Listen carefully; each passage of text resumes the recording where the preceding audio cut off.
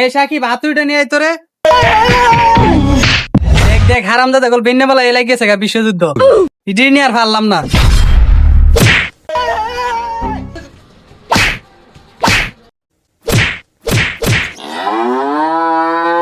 আপনি আবার তার হাদিছেন কে রে? হারামজাদার কথা বল আপনারা কেল্লি ঘে নাইছুন খাদ্য লাগা লাগাইছুন। এই জানোয়ারের দল তোর কতক্ষণ সময় হইতেছে একটা হাতুড়ি দেওয়ার লাগি। আমার কি এর দোষ? আমি আর সিনিয়র না। মেরে বসে হাতুড়িটা নিয়ে দিত। ইয়া আমার সাথে খাইজা লেগে গেছে গা। ও মা গো শুক্রে শুক্রে আষ্ট দিনই না তুই এখন সিনিয়র হয়ে গেছিস গা। এই জানোয়ার তুই হাতুড়ি নিয়ে দিলে না? উস্তাদ আমি না গাড়ি চাক্কি লাগাইছিলাম এরা কইছে লইয়া যাইতো এরা পইতে দি রইছে আমার কিলান লইয়া লাইছে। দেখ জানোয়ারের বাচ্চা ফুলাটা কাম করছিল এইখানে এক সপ্তাহ ছে নেতাগিরি ফলা হাতুড়ি লয়া জানোয়ারের বাচ্চা তাড়াতাড়ি লয়া। কি রে আস্তে সুতনি আস 1.5 লাখ টাকা মাল্টি লাগাইছি খালি উইন হইলো এরপর তোরে আর তোর উস্তাদ কইলো আটকামু দিস। তুই আরামদাদা নিয়ে আর একটু শান্তিতে কাজটা করতে পারলাম না। ভাই লই নাটা দেখ দেখ দেখছত নি জানোয়ারের সেট দেখছত নি তাক তো না আইছে তাক তো না রে জানোয়ার। इस सज्जन को क्या तकलीफ है भाई? এই উস্তাদ টাকা আওয়াজ দেন। এ তোর দুন্ডা হই রে সাক্কাটা আওয়াজ দে আমি না কাজ করতাছি যা। উস্তাদ আইতাছি বাইগান শান্তিতে মাল্টি ঢোলা গেতালাম না উস্তাদ আইতাছি।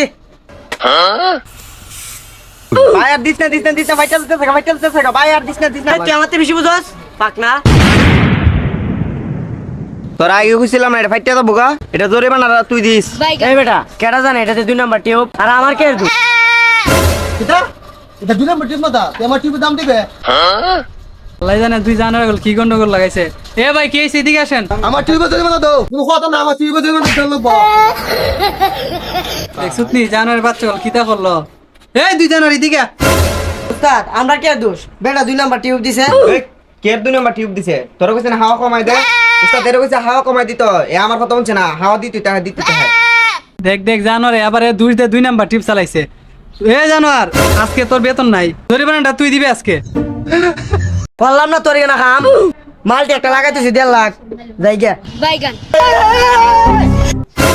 দেখ দেখ জানোয়ারে কই কি এবুল আবার জ কেলে তোর জীবন ধ্বংস হইবার তুই এখানে আমার না খাম না হলে আমার শাটার বন্ধ থাকতো না যা কই যেতে যা।